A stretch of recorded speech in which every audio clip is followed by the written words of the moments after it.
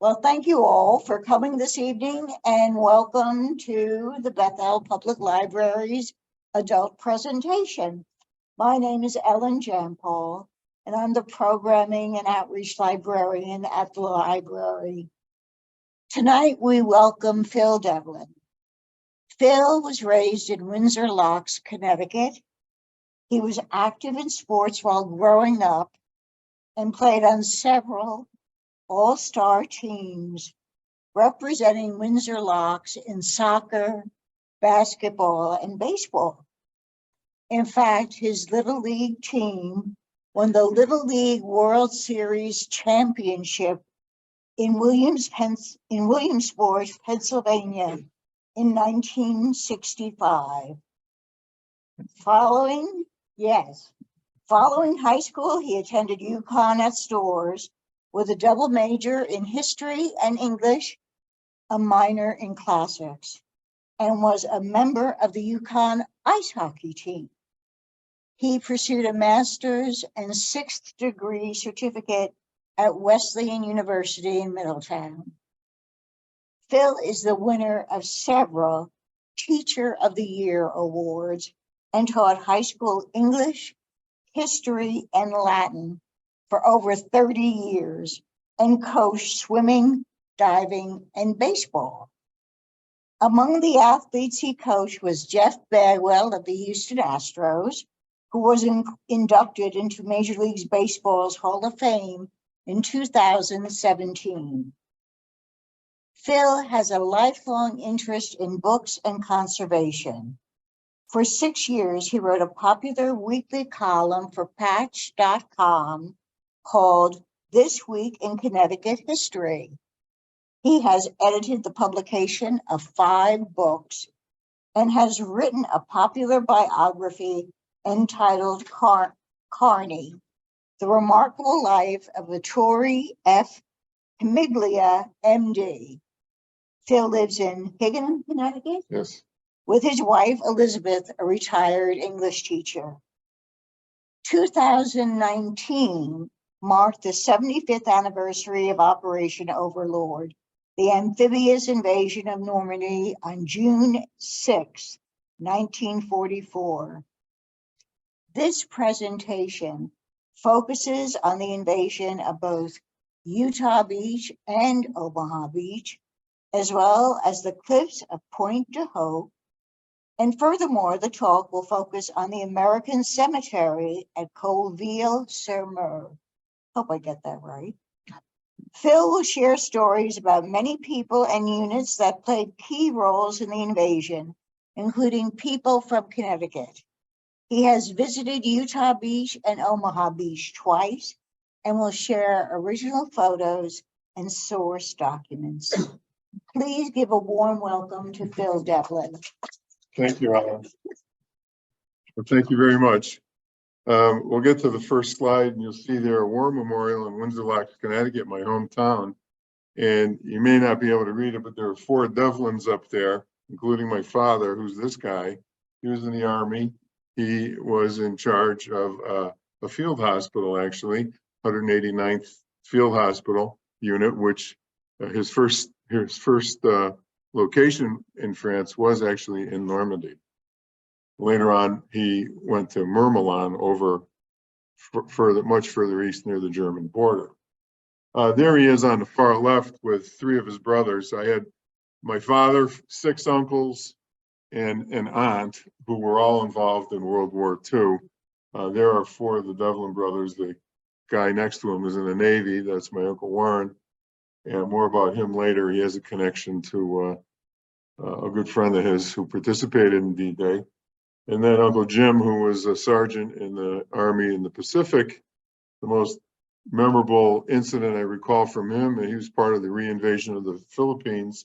And as his landing craft was approaching, the landing craft to his right was hit directly by a Japanese artillery shell, and somebody's arm landed in his lap. And the guy on the far right is my Uncle Dave, and he probably had the most dangerous job of all because he was in the Merchant Marines, and they were taking 100-octane gasoline to the 8th Air Force from New York. And so if a German U-boat ever had hit them, you can imagine what might have happened. And there's my father in Normandy. My father always liked to take pictures since he was young. And he used to drive me to irritation at times because I'd have to wait for him to take a picture of this, that, or the other thing. But I'm glad that he did, because he had over 5,000 slides of life from, you know, the World War right up until the time he died in 1974. And there he is on the back of a truck with a guy in the front, one of his colleagues reading the Charlotte newspaper, no doubt from Carolina, North Carolina. And there's another picture he took in Normandy in 1944. And there he is on the left there in a chow line on the back of a truck. And there's my Uncle Irwin, who was a tail gunner in a B-29 with the 20th Air Force. And there's his brother Dave, who was with the 9th Air Force 493rd Fighter Squadron, flew a P-47, 92 combat missions, including flying cover on the day of the D-Day invasion. A lot more about him later. And there's my aunt, Barbara. We all called her Bobby. She's in the middle. And on the left is her brother, my Uncle Bill. And on the right is their cousin. These are all people. There's Aunt Bobby with Jack Dempsey in Hawaii during the war. She was a spar with the Coast Guard. And there's Uncle Bill. He was with the Marine Corps 4th Division. And that's him actually at Iwo Jima.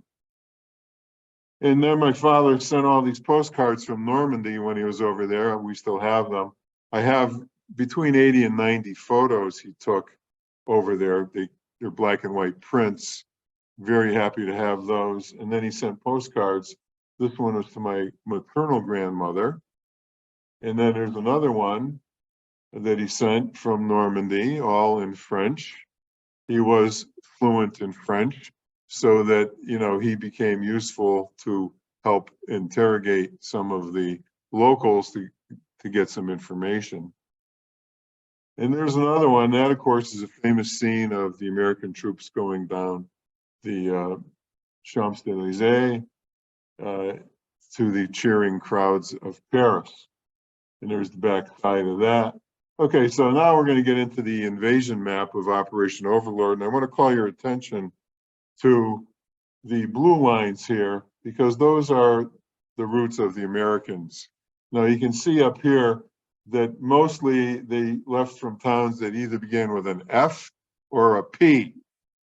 Falmouth, Fowey, Portland, you know, Poole. And they left, and the reason they ended up at what we called Utah Beach, Omaha Beach, and Point-du-Hoc was because of traffic issues.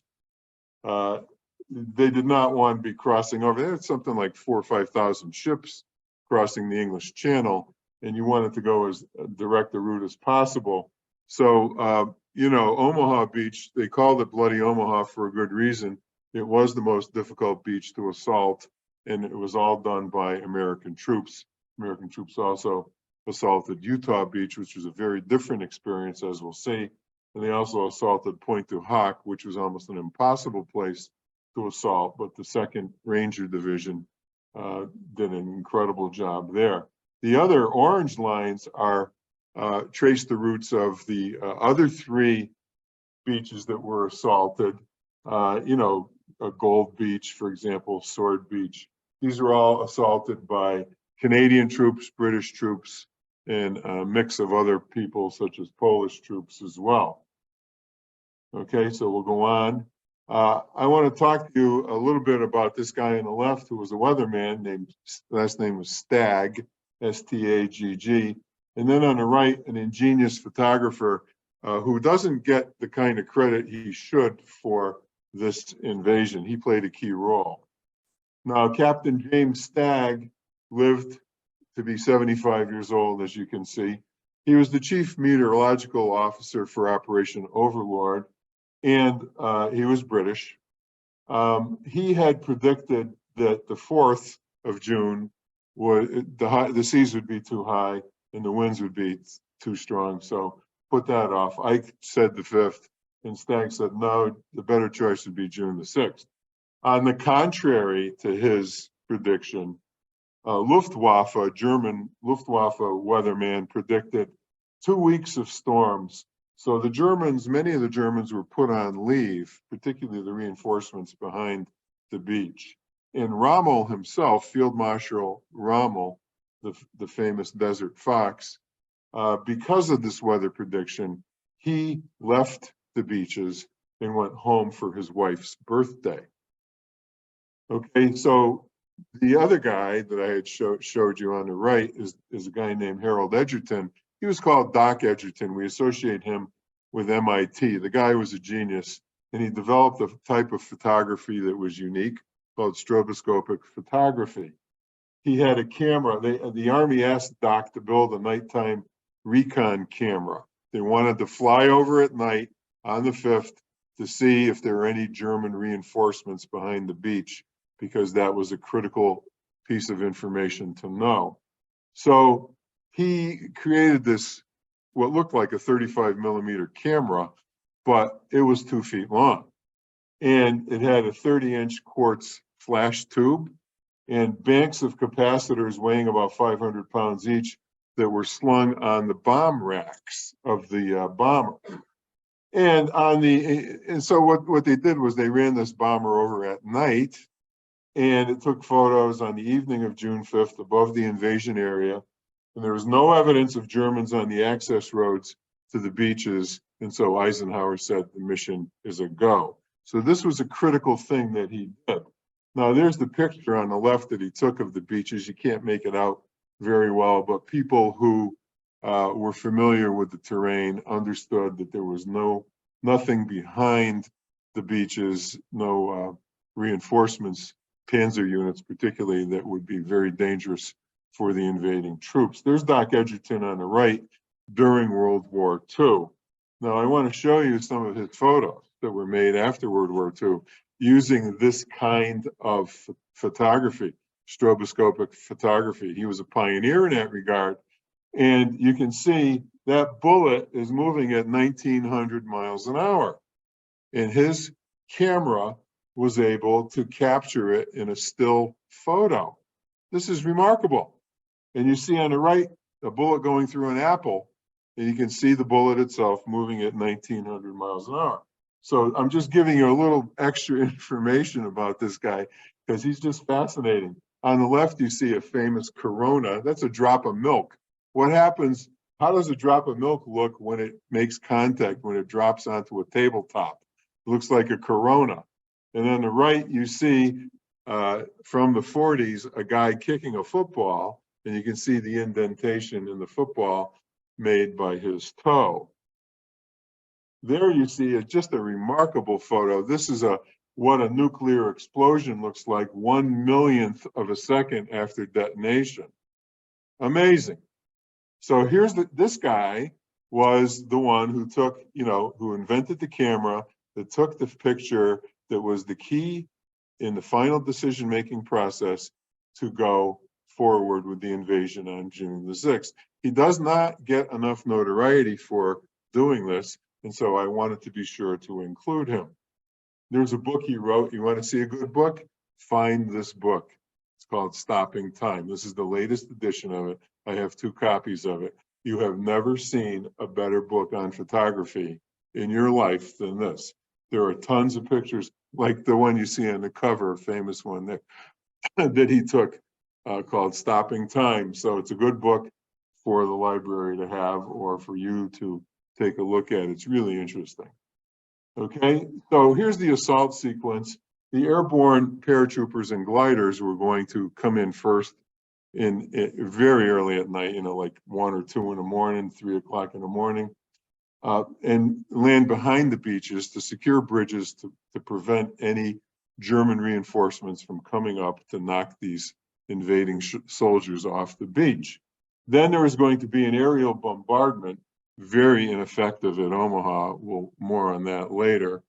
And that was to soften up the defenses, of course, and to create holes so that the troops could hide in as they landed on the beaches. Didn't happen the way they had envisioned it at Omaha, much better at Utah. We'll get into that shortly. And then there was a naval bombardment, which was largely ineffective. More about that soon. And then, of course, the assault troops landed somewhere around 6:30 in the morning. Okay, so by the numbers, this is, of course, the largest amphibious assault in history. And I tell you right now, there will never be anything like this again, because there's just too much spy stuff out there, too many satellites. Nobody's going to get 5,000 ships together without the other guy knowing it these days. Okay, so you had more than 150,000 soldiers and sailors involved. And by the end of August, you had over 3 million. 200 ships of these 5,000, roughly 5,000, were sunk by mines or torpedoes from U-boats. Not a bad number, actually, when you consider 5,000. 5 beaches, of course, were assaulted, going from west to east. That's Utah, Omaha, Gold, Juneau, and Sword. And the Americans had the westernmost beaches. Casualties from the day of the assault to the end of August, the Allies, and who knows for sure, but these are estimates, the best estimates, just over 225,000. The Germans, 288,000 to 450,000, who knows? But they lost more than our side did. There were 11,000 aircraft involved, which is an amazing number. And 19,860 French civilians were killed, most of them by bombs that we dropped that overshot the beaches. More on that soon. Okay, so here on the left, on the 75th anniversary of the invasion, which was in 2019, you have people, French citizens. You can see they're making imprints of bodies on the beach on the left. You see how they did it. They had these forms that they used. And then over on the right, you can see it's kind of hard to see the detail, but all those little spots in there are bodies. Okay, they wanted to represent how many bodies there were on the beach. And the people in Normandy, by and large, are generally still to this day very grateful for what we did to liberate their country. Okay, now this is a key thing to understand, and although this was spoken back in the 1970s by Colin Powell, it has applicability to just about every war I ever knew about. And he says, no battle plan survives contact with the enemy. You know, what you had planned or what you thought was going to happen, something always invariably happens that is different and causes you to change your approach. Now, we're going to talk first about the 101st Airborne, which came in the dark of night to secure the bridges behind the beaches so that the Germans couldn't bring up reinforcements. And many of you, I'm sure, have seen Band of Brothers. And Captain Thomas Meehan was supposed to be in charge of Easy Company, but he was killed. His plane, his C-47, was shot down. And this is the place where it crashed. They have a memorial there to him. Okay, so there he is. He was killed during the invasion. And so we ended up with Dick Winters, a lieutenant, taking charge of Easy Company. And he led the Brecourt Manor assault, which we'll get into in just a minute. There is the Brecourt Manor, as a matter of fact. It's 3 miles inland from Utah Beach. Note the, I'll point it out with the pointer, note the repair that was made. You can see the stones are a little different. It did suffer damage during the assault. And it still is a farm. You know, you go to Normandy and what do you find? I like to refer to it as the Wisconsin of France. What do you find there? You find farms, you find a lot of dairy, you find apples. There are a lot of apple orchards. They're known for their cider, for example. You think you're like in Wisconsin.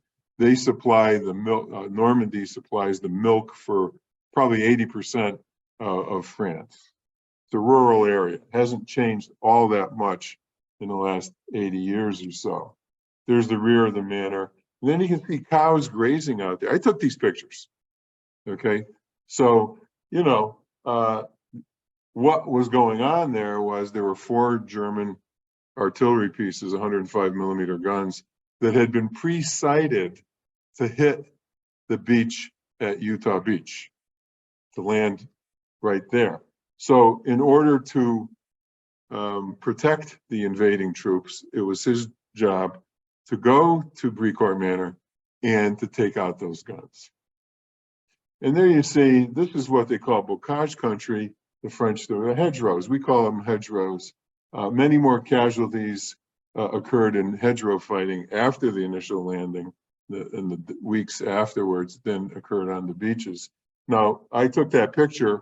I actually went down that little path there and ran up, and I bounced off the undergrowth that's right here. It's so thick, it's hard to believe. And Germans like to hide behind there, and then these were borders for fields. The Americans would come across the open field, and when they got to a certain point, they would open up on them, and lots of them died in hedgerow fighting. Okay, there's an aerial of Norman hedgerows. Think of it this way. You know, you've driven around New England, you know that the field stones have been placed to create fences around old farm fields. The French did the same thing. You'll find in those hedgerows a mixture of undergrowth and rocks that were placed there to create fields for cultivation. Okay, so there you have some Americans entering the hedgerows. They go through that open field, and then on the other side, often there were Germans hiding there that you couldn't see, and they would open up on you. That became a very dangerous thing to do. This is a typical Norman town, typical town in Normandy. A lot of stone buildings, and what you see in the middle there is a memorial to World War I soldiers. One of the things I noticed when we went over there is that not every town has a memorial of some sort to World War II, but every single French town has a memorial to World War I. That's for sure. And there's a famous picture here. You can see a parachute hung up on this church in St. Mary-Glise, which is near Utah Beach. It's inland from Utah Beach. 82nd Airborne soldier named John Steele got hung up there. There was a guy from Manchester, Connecticut, who was in the 101st Airborne, whose name was Robert Clyde Hillman. And he was, here's the story of him. He was a 1942 graduate of Manchester High School. His parachute was made by the Pioneer Parachute Company in Manchester, Connecticut. His mother, Estelle Hillman, worked there. And so while he's flying over in the C-47 to parachute, he told an NBC correspondent named Wright Brown that he had great confidence about his parachute. And the guy said, why? He said, when I inspected it, I saw my mother's initials on it. She had inspected it. Okay, so I just want to put that in there. So there's Utah Beach. That's me and my brother standing there. And you can see that the wind is blowing my hair back. And there were 197 casualties. If you were an American soldier and you assaulted Utah Beach, you were a lucky guy, okay, compared to Omaha. 197 casualties means dead and wounded. And there are a number of reasons why assaulting Utah Beach was much easier than Omaha. There's the museum at Utah Beach, which is a great place to visit. There's the back of it, taken from the edge of the ocean, from the English Channel. And there's a close-up of the French and United States Memorial. Notice both of our flags are red, white, and blue. You have that obelisk there. It kind of looks like a small version of the Washington Monument. And who landed there? Where some famous people did. You had J.D. Salinger land there, who was, of course, the author of The Catcher in the Rye. You had Elliot Richardson, who later became Attorney General for Nixon. You had Philip Hart, a famous senator from Michigan. He landed there. And Teddy Roosevelt Jr., yes, the son of the former president, who landed there. He was 56 years old when he landed. He was the highest ranking officer who landed on D-Day. He died of a heart attack about in early July, so about a month after he got there. More about him later. Here's one of the reasons why assaulting Utah Beach was much easier than assaulting Omaha, and that is the B-26 Marauder, which is a medium-sized bomber. Before the troops landed on the beach, they had low-level bombing that was parallel to the coast. That's critically important to understand. They went over at low altitude, parallel to the coast rather, and they took out quite a few of the defenders of Utah Beach, and they made some nice foxholes for these guys to hide in. Okay, there's a gently sloping terrain. You can see this is very different from Omaha, as we shall see. You come off the beach, you don't really have many obstacles before you get on the land, just a little slope to it. And then, of course, this is a picture of a Higgins boat that I took that they have at the Utah Beach Museum. Andrew Higgins of Louisiana invented this type of craft. 20,000 or so were built. It could hold 36 men, and it was made of plywood, marine plywood, so it could go in very shallow water.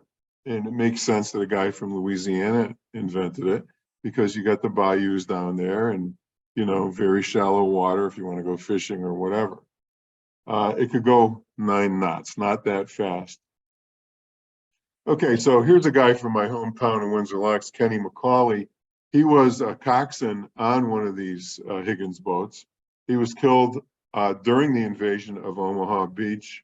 He was 19 years old. He was employed by Bigelow Sanford, which made carpets up there at Enfield. He piloted a Higgins boat. He's buried in Suffolk County, New York. He's survived by his father and 4 sisters.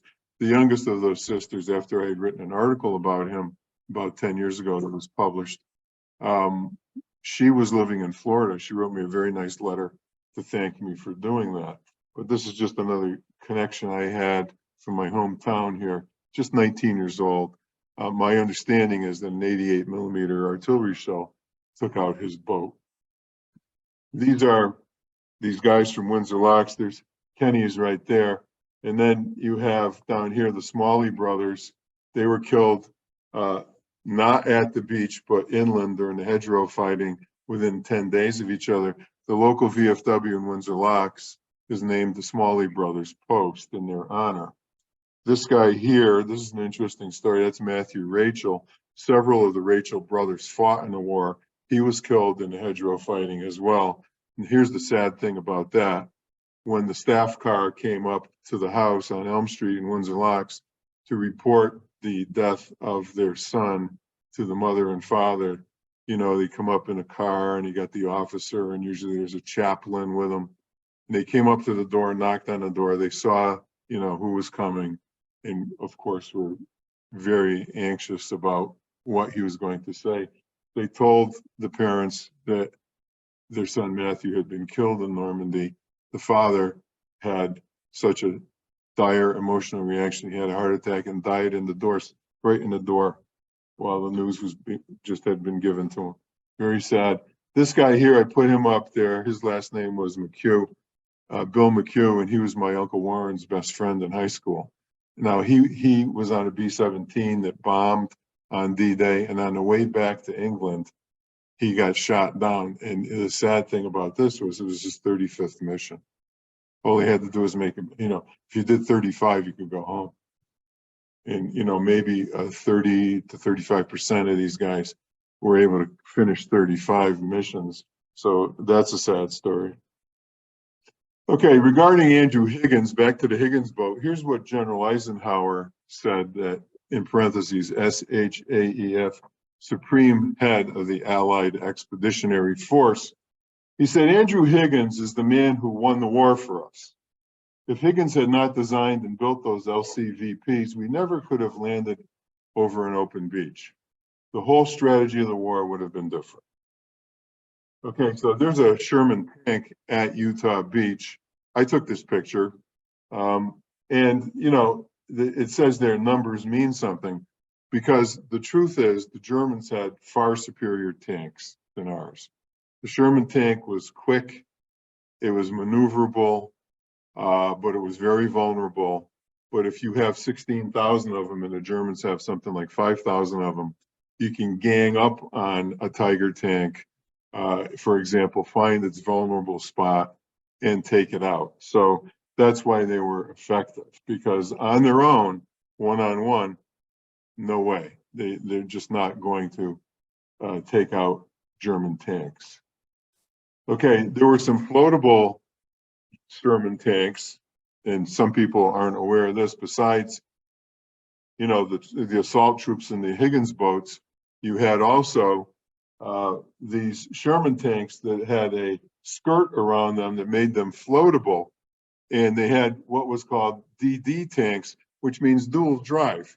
They could move forward on land as you normally would expect on their tracks, but they also in the rear had propellers like a little boat motor. And the skirt would, in theory, keep them floating while the propeller would drive them into the beach. And then once they got on shore, they would switch off to use their tracks. Okay, here's the statistics for the DD tanks at Utah Beach. 27 out of 28 made it ashore. That's remarkable. That's another reason why the assault on Utah Beach was effective. When you get guns that size coming to your assistance during the assault, it's very helpful. At Omaha Beach, 5 out of 32 made it ashore, meaning 27 of them sunk in the water. Why? Well, too much turbulence, waves, and so on, flooded over that skirt, and many of them went down. Still, most of them, of course, are still there. So they didn't have very many at Omaha. Juneau Beach, 21 out of 29 made it ashore. At Gold Beach, 20 out of 28, and at Sword Beach, 34 out of 40.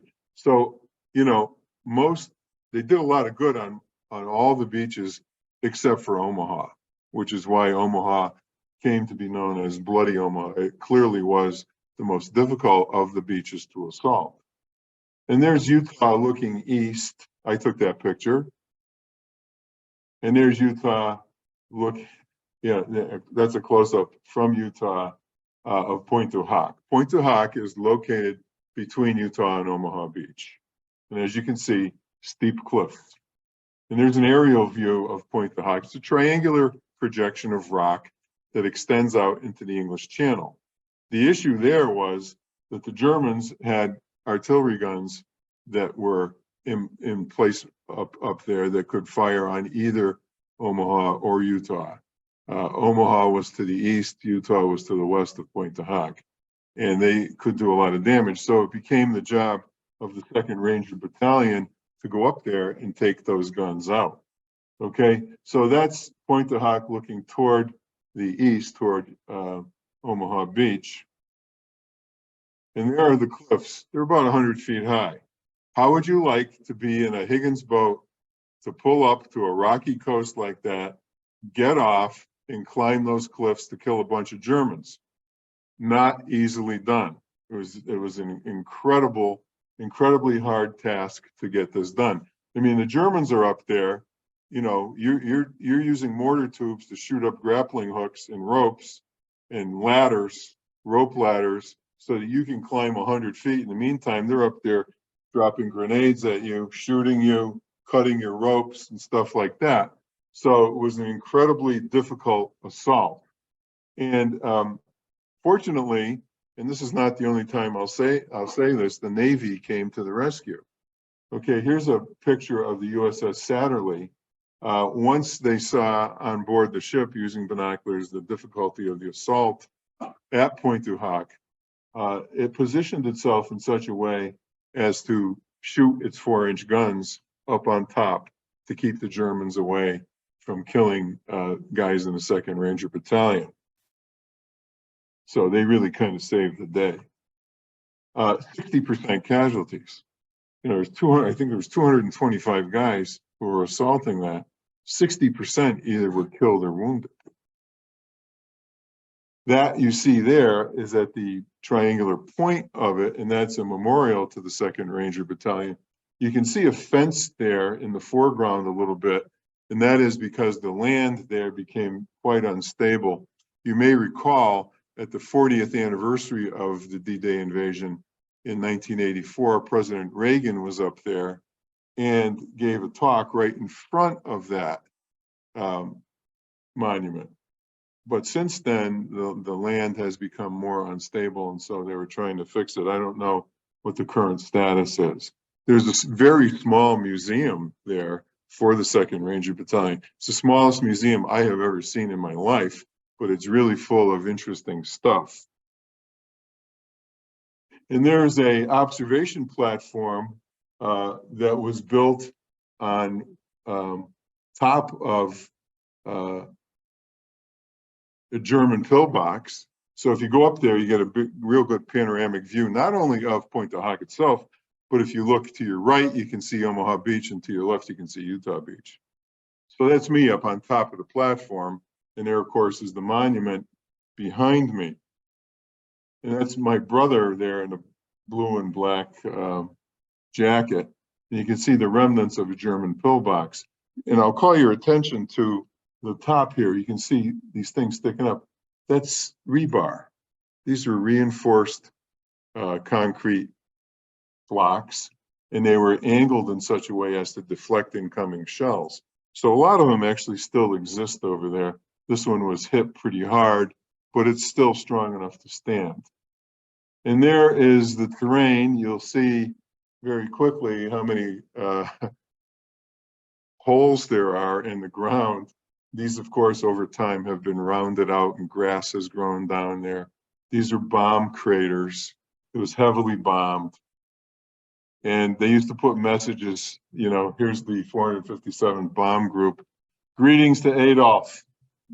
And that's a 500-pound bomb. A lot of those fell on Point-du-Hoc. And that's me 25 feet deep in a crater. Now at age 70, I don't think I'd go down there because it would be kind of hard to get back up. And this is a road near Point-du-Hoc, right behind it. This is a typical French road in Normandy. It looks like a driveway. You know, you have to have a little car. And if even with a little car, like I rented this Fiat right there on the right, if somebody's coming at you, somebody has to give way for another person to get by. And I was looking for the 493rd Air Force Memorial, which you see right here, okay? Now, right behind the memorial is a cultivated field still. And it was a field back in June of 1944, but it became a landing strip for the 493rd Fighter Squadron, where I had a personal connection. That's why I was looking for this. This is the close-up of it. We'll get even closer. And you can see the text of the memorial. So I'm not going to read the whole thing, but it's to memorialize and remind people of the work that these fighter squadrons did, particularly the 493rd. Then you get closer and you see the P-47 listed there. It says Mrs. Mouse on it, right? So why is that important? Well, because there you have one of the guys you saw at the opening of this. Uncle Dave is there, and Dave Fuller, he was a fighter pilot in the 493rd Fighter Squadron of the 9th Air Force, flew 92 combat missions, got the DFC and a bunch of other awards. One of the most decorated pilots. He was from Suffield, Connecticut at the time.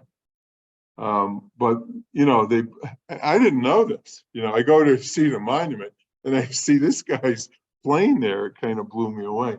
His wife, my Aunt Julie, was still alive, so I was quick to send her a copy of that picture. Nobody in the family knew this. Okay, so there's another look at it, and behind that tree you can see the field, and there it is. I was there in October when this picture was taken, so you know, they had plowed the field under.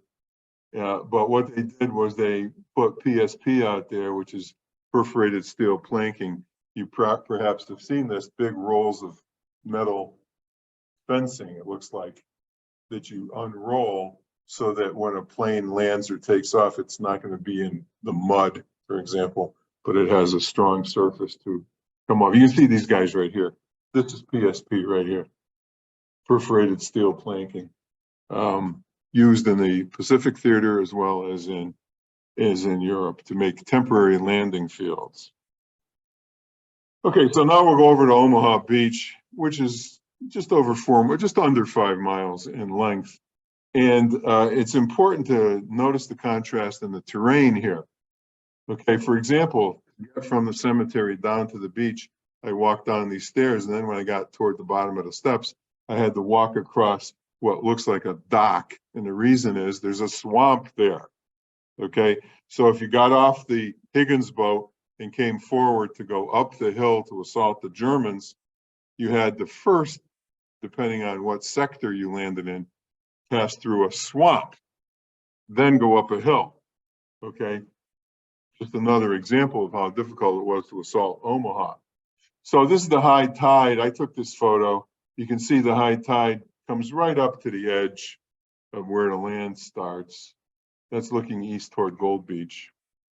And then this is looking west toward Point-du-Hoc. You see Point-du-Hoc, the triangular projection, way down there.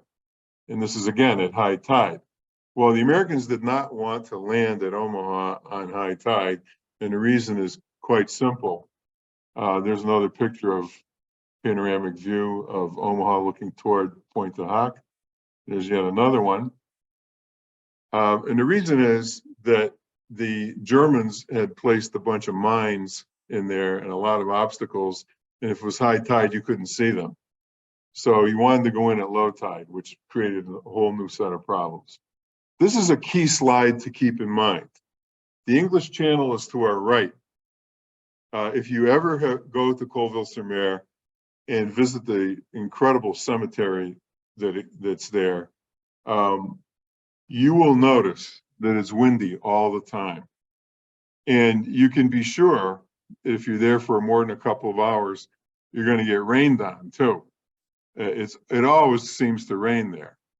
So bring an umbrella or an overcoat or something. But you notice, you see the way the vegetation grows? That's because of the wind. The wind is always blowing in from the coast. And that's important to remember as we look at the pre-invasion bombing. Okay, there is an aerial view of Omaha, a map with the 6 draws, which were just exit routes from the beach, from west on the left, the Vierville draw, all the way to the east on the right. And the idea was that these draws or exit routes had to be cleared so that the troops could go inland and get off the beach. So there was a lot of fierce fighting that occurred there. Okay, now this turns out to be a very ironic statement.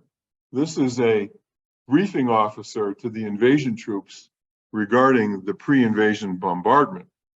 And he said this: every grain of sand will be turned over twice before the first wave hits the beach. Okay, and here is the Nevada, battleship Nevada, part of the pre-invasion bombardment. We had the aerial bombardment, then the bombardment from the sea by battleships. Here's the interesting thing about the Nevada. That shows it actually shooting 14-inch projectiles toward Utah Beach. The Nevada had been sunk at Pearl Harbor. Okay, the captain actually ran it aground so that it wouldn't sink completely to the bottom. And it was salvaged, repaired. They took the 14-inch guns off the Arizona and put them on the Nevada. So the Nevada is there using the guns from the Arizona to bomb Normandy. Now, of course, that wasn't the only time. This battleship also ended up in the Pacific later on for the pre-invasion bombing of places like Okinawa and Iwo Jima. But it's just kind of interesting. If you've ever seen the Arizona underwater, I'm sure most of you have, you notice there's a big hole there. That's where the guns used to be mounted. And those are the guns right there. Okay, so here's the key thing to remember. Remember those trees growing on a slant, okay? So, and remember at Utah Beach, you had medium bombers like B-26s flying low level, parallel to the beach. When you bomb in such a way like that, what's going to happen? Your bombs are not going to be affected by the wind. They're going to go right down and hit your target or come pretty close. When you use heavy bombers like B-24s on the left, B-17s on the right, at 15 to 20,000 feet, and you're perpendicular to the beach, you're coming in with the wind, okay, at high altitude, you know, and then they were told, they were afraid they were going to bomb their own guys. So they were told to hold their release for 30 seconds or so. So they released their bombs flying in with the wind, and they were told to hold. They dropped 13,000 bombs, not one hit the beach. 0 for 13,000. This makes another problem for those assaulting the beach at Omaha. They didn't kill any of the defenders.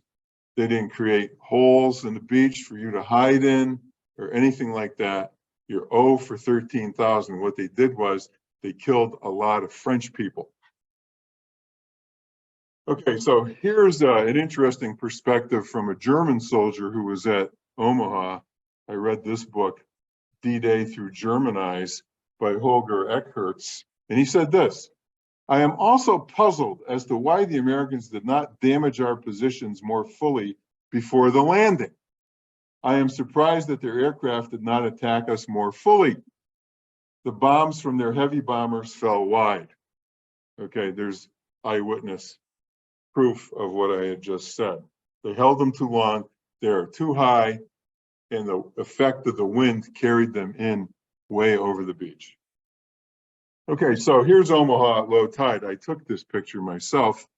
It's about 300 yards to get from the edge of the water to the shore, to the edge where the land is, to find some cover.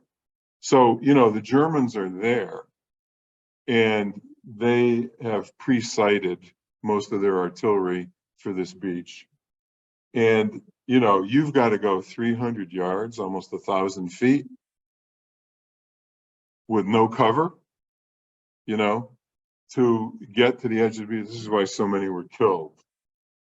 Okay, there's another picture at low tide. I showed you pictures earlier about high tide when the water's right up lapping at the edge of the land.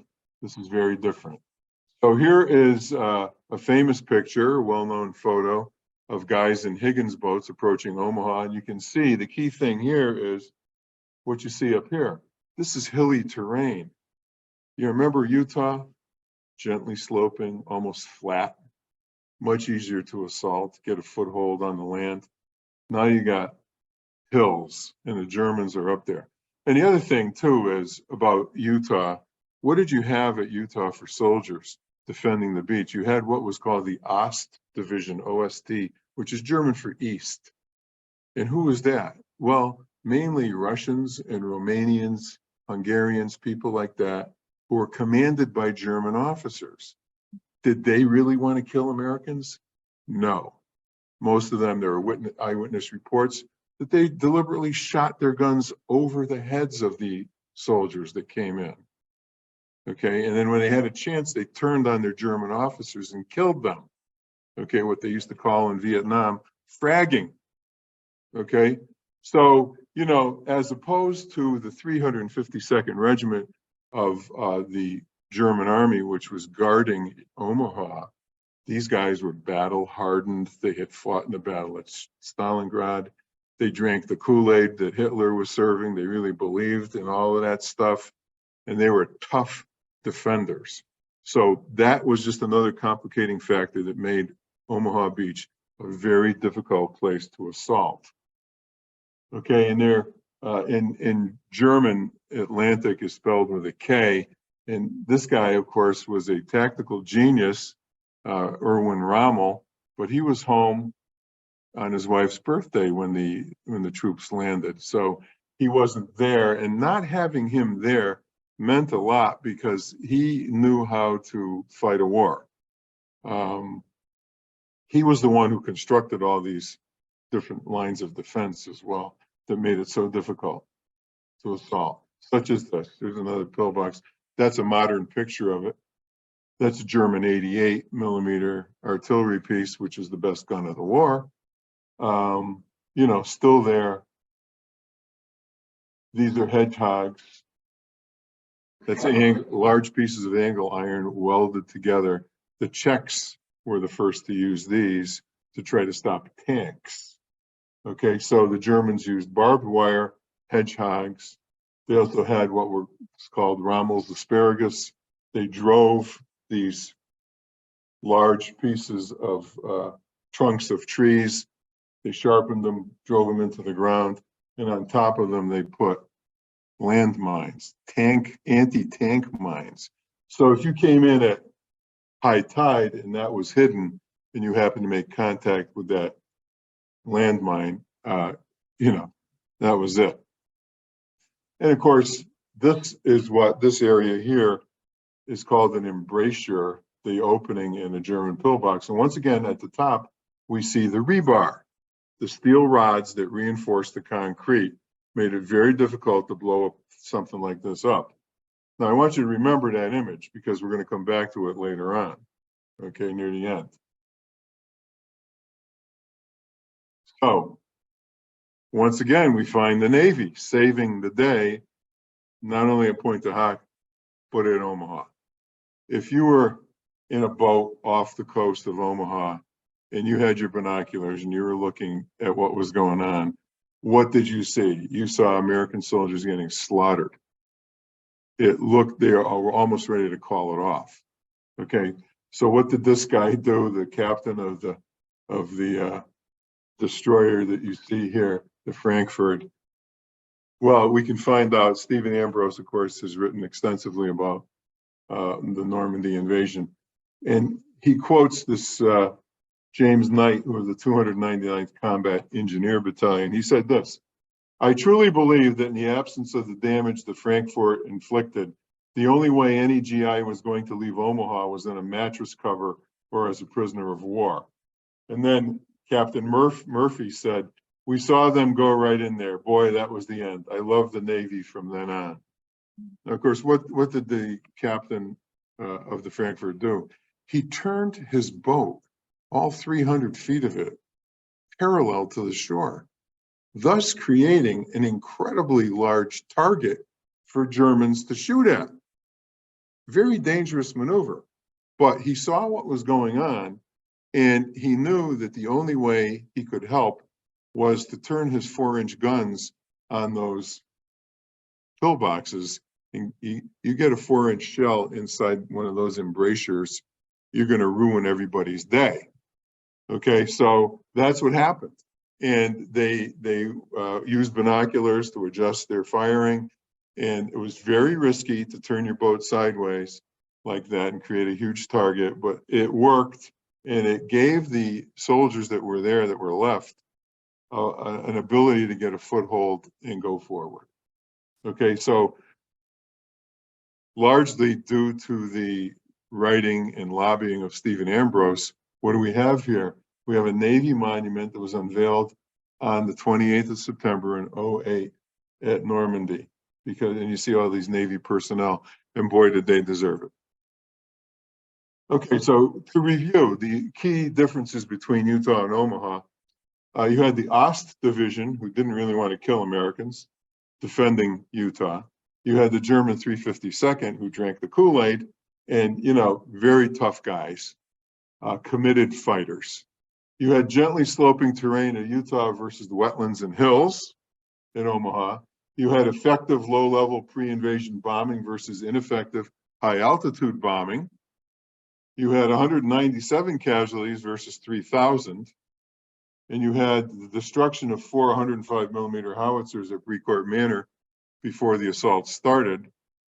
And you had 27 out of 28 tanks land at Utah, as opposed to 5 out of 32 at Omaha. All of this made it obvious that if you landed at Utah, you were a lucky guy. If you landed at Omaha, you were lucky to live. Okay, so here's the hilly terrain at Omaha. You see there's a staircase going up. The cemetery's up here. We'll get to that shortly. And you can see a German gun in an enfilade fire position, that is firing across the beach. So they had it all figured out. And you can see, look at that tree, how it's slanting up there. See, you see that everywhere. Okay, so, you know, how would you like to go up there when Germans are on top shooting at you? Not easy. Okay, so here's Widerstands Nest 62 at Omaha, at the Easy Red sector at Omaha Beach. And that's where this guy was planted. His name is Heinrich Severloh. His nickname was the Butcher of Omaha. He, by himself and his machine gun, are said to be responsible for 1,000 American casualties. That's wounded and dead, called the Butcher of Omaha. He died in 2006.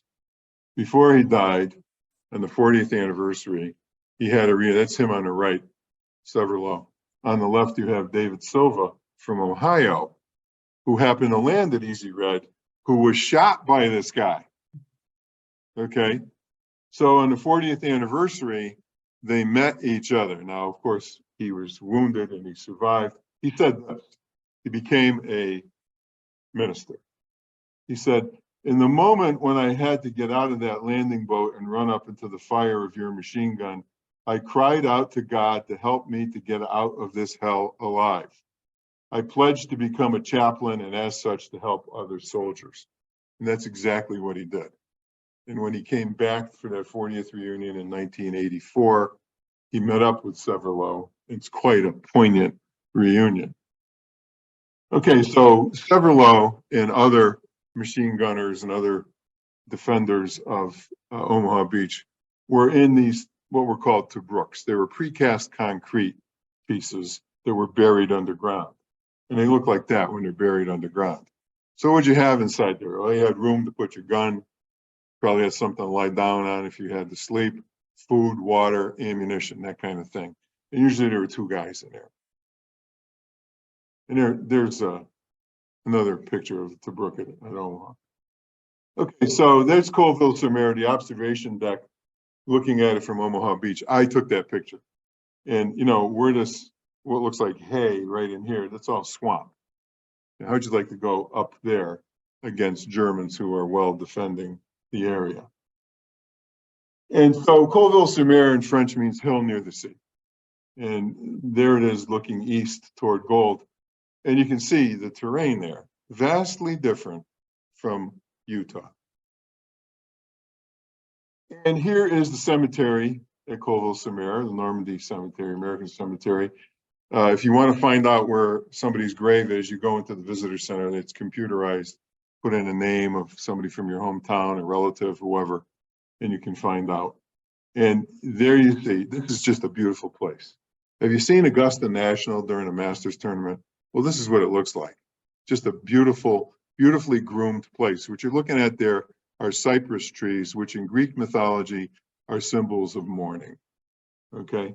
And of course, you're supposed to show respect for all the people who are there. I'm going to show you a couple of aerial views of the cemetery.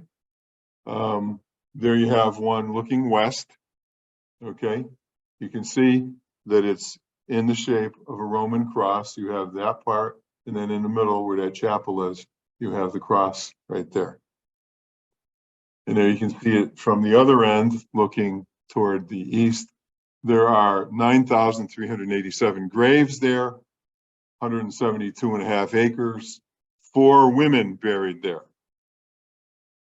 You got 131 Connecticut dead buried here, and you've got 61 MIAs on the wall. No body. What they used to say in Vietnam, pink mist. You know, I mean, when you get hit by a shell, what's left of you? Pink mist. Nothing else. That's what Colleville-sur-Mer looked at one year after D-Day. Vastly different, of course, from what you see these days. You had 4 women buried there. 2 of them are from Connecticut. And a lot of people don't know this. Mary Barlow was a private first class, and she was a WAC, Women's Army Corps.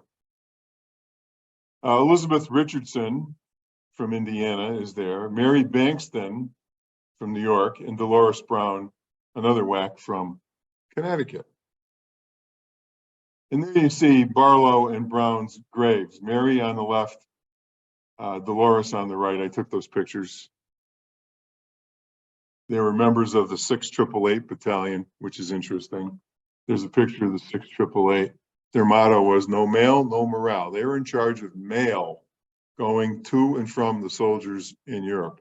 Now, remember, there were 16 million people from America under uniform for both Europe and the Pacific total.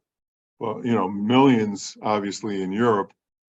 And they prided themselves. They had something to prove. They wanted to be worthy of it. Eleanor Roosevelt was largely responsible for the existence of this unit.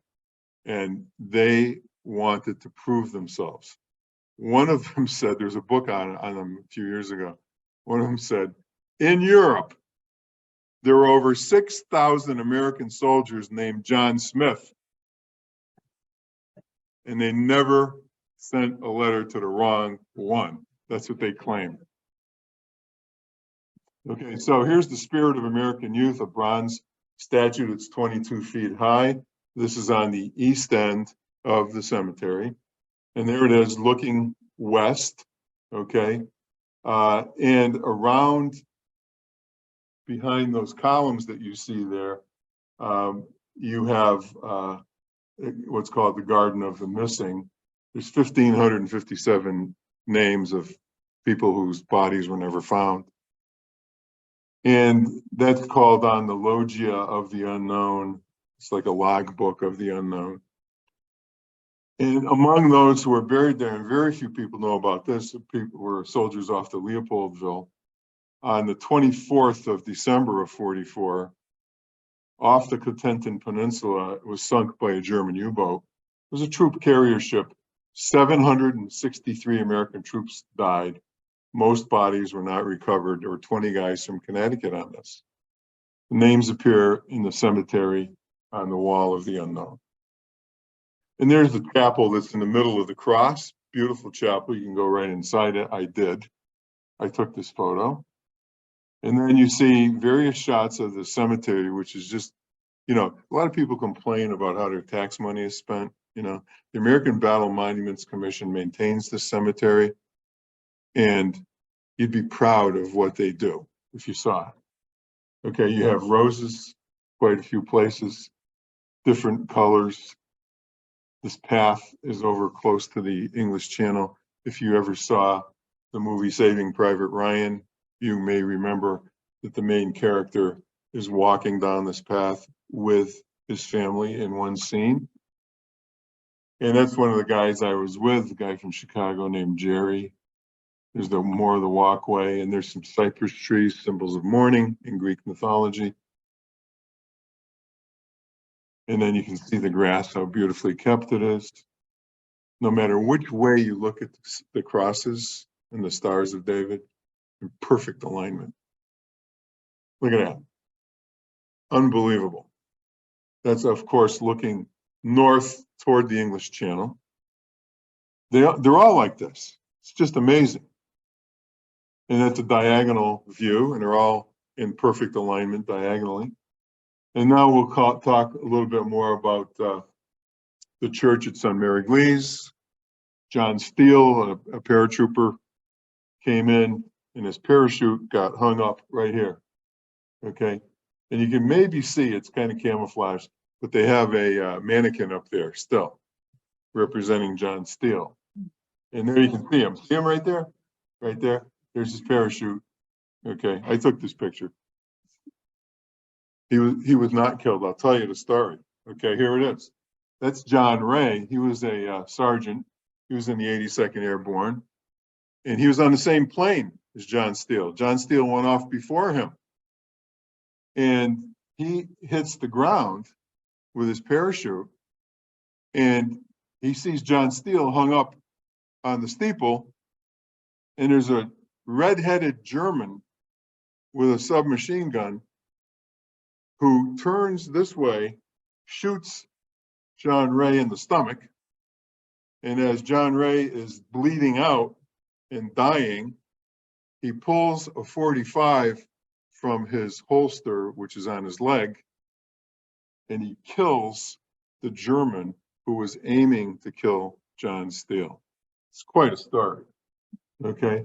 So here he is, John Ray. That's his grave. You know, we were there in a group, and the people on the bus, they called me the professor because I had done all the research ahead of time. I figured, hey, if I'm going to go to the cemetery, I want to know, there's a list of people I want to visit, you know, and I'll tell their story. Otherwise, you just wander around and say, wow, what a beautiful place. So one of the people I researched was John Ray. So we took this group of guys, we went over, paid tribute to John Ray. There's a book out that was written by his wife, Paula Guidry is her name. She remarried later on, called Treasures in My Heart. There's the book, a true World War II love story. John Ray was a 6'2", 220-pound all-state football player in Louisiana.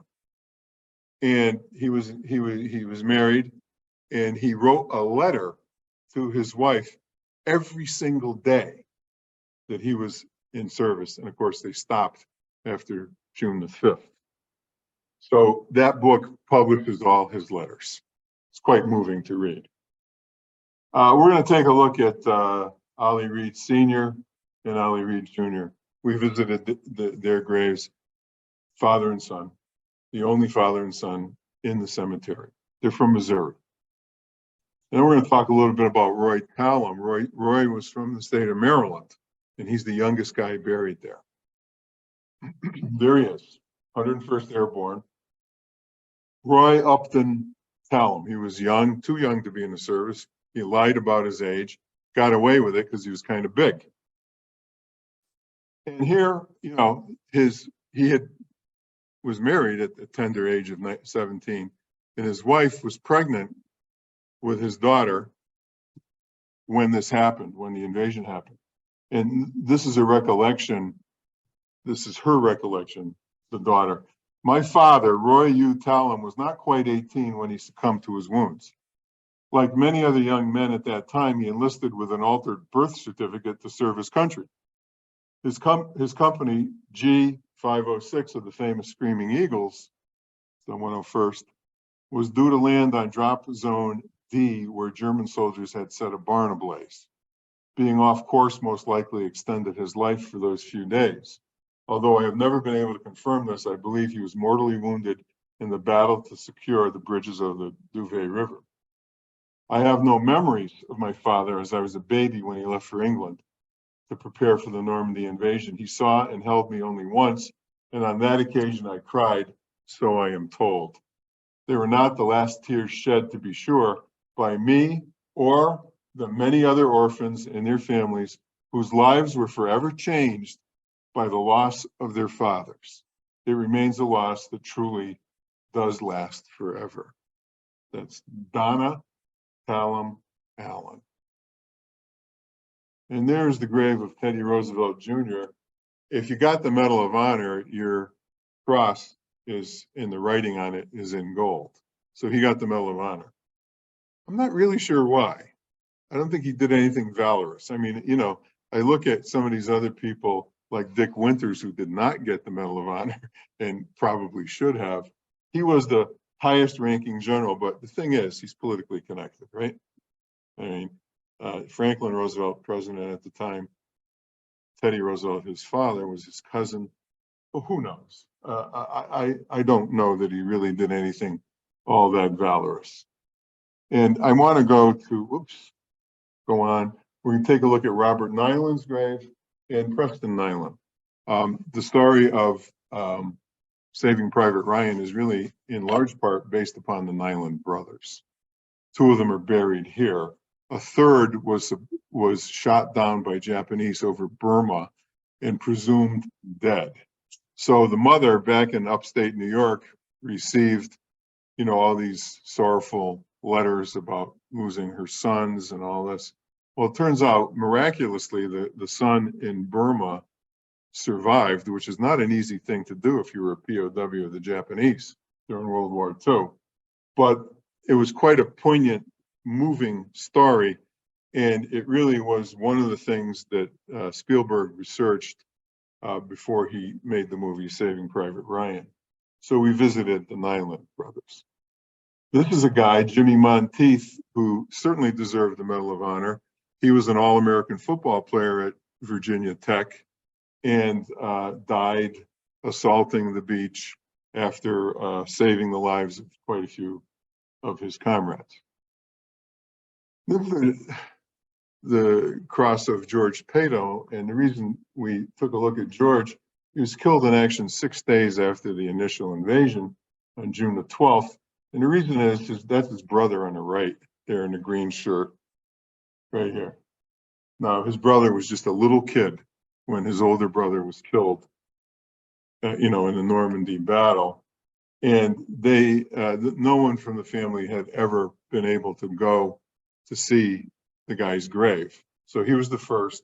He came over with a contingent of people from his family, and they gathered at his grave. It was quite a moving thing for us to see.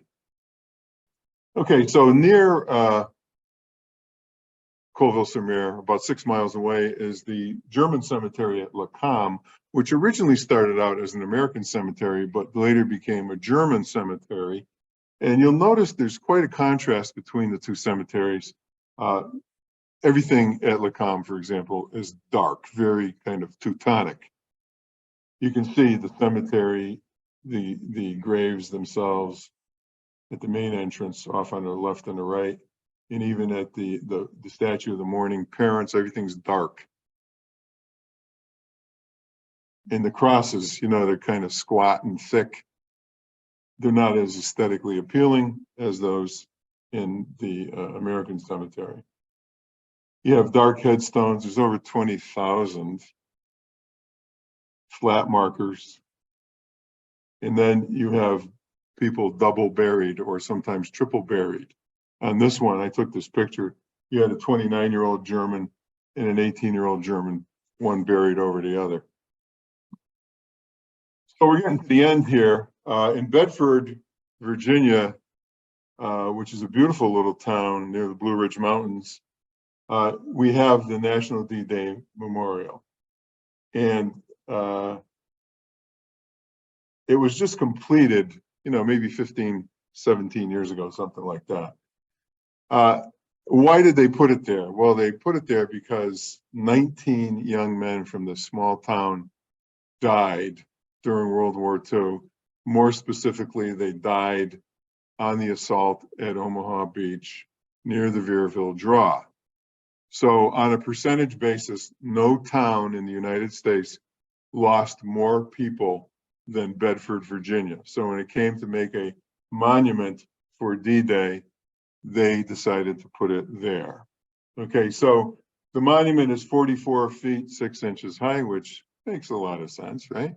1944, 6th of June, and the sixth day of June on the 6th month, right? So the numbers are significant. 22 Bedford, I'm sorry, I said 19. Oh yeah, 19 in the first few minutes, but 22 died at Normandy. Company A of the 106th Infantry, the 29th Division, they landed at the Vierville Draw named Dog Green on Omaha, near to Point-du-Hoc. The largest per capita loss, meaning they're in the westernmost part of Omaha Beach. As I said, the largest per capita loss for any community in the United States. Population of the town at the time was just 3,200. Imagine losing 22 guys. Everybody knew everybody. And the headline in the newspaper, "A veil of tears hung over Bedford." Okay, so here's a map of Omaha Beach. And you can see that the 29th is over here. Here's Vierville. So they went in there. And Point-du-Hoc is up here. This is the east side where the 1st Infantry came. That's not such a good picture, so we'll skip right over it. These are all the guys from Bedford who died. And you can see here that there are brothers. Hoback, right here, see? And the memorial in Bedford takes the shape of the Operation Overlord patch.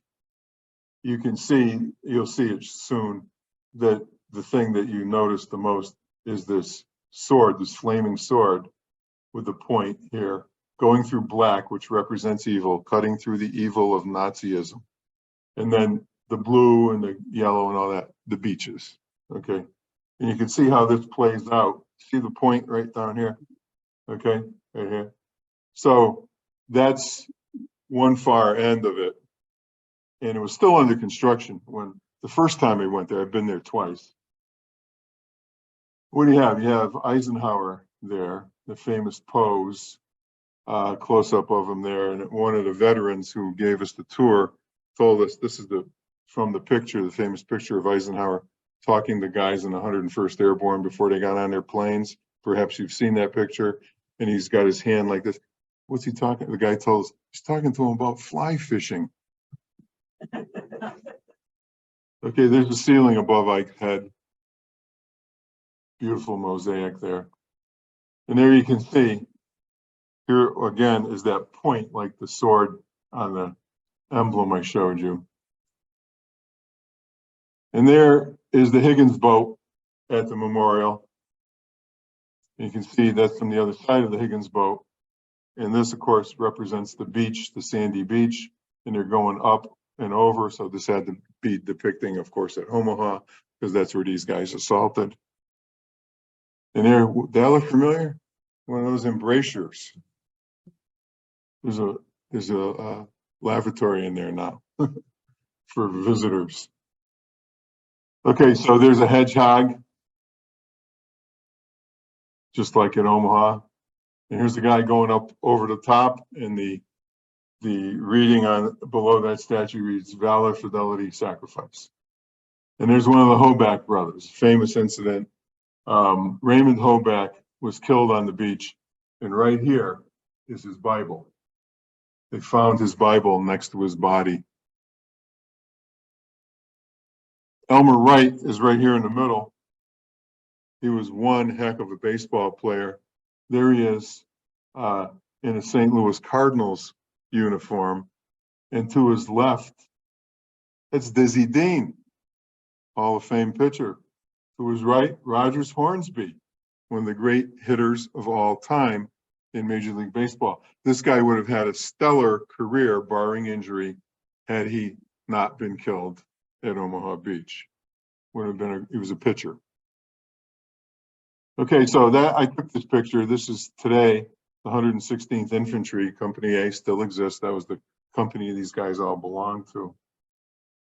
And this is Ray Nance, who was the last of the Bedford boys. He survived, of course, but he died in 2009 at age 94. I saw him when I went down there the first time, spoke to him briefly about his experience there. And I commend this book to your attention. If you want to read a good book, this is it. Alex Kershaw wrote this book a number of years ago. Find it in paperback or in hardcover, called The Bedford Boys. Quite a story. And the final slide is this. This is another personal connection that I have to the whole thing that happened at Omaha Beach. This picture was taken on the 5th of July of 2009. And that guy there in the middle is Chris DiStefano of Killingworth, Connecticut. At the time, he was 21 years old. He was with a group from the University of New Haven. He was training to be a police officer. And they took all these guys who were training to be a police officer over to Normandy. Okay. And I think the whole thing was about teamwork. I have to work as a team. So anyway, Chris is at Omaha touring. And what happens is, it's a beach. You can go there and swim, but there can be dangerous rip currents. So these two little kids, the children of these two people in the foreground, are out there and they get carried away by a riptide. Okay. Chris takes his clothes off, jumps in, swims out to them and saves them both. Okay.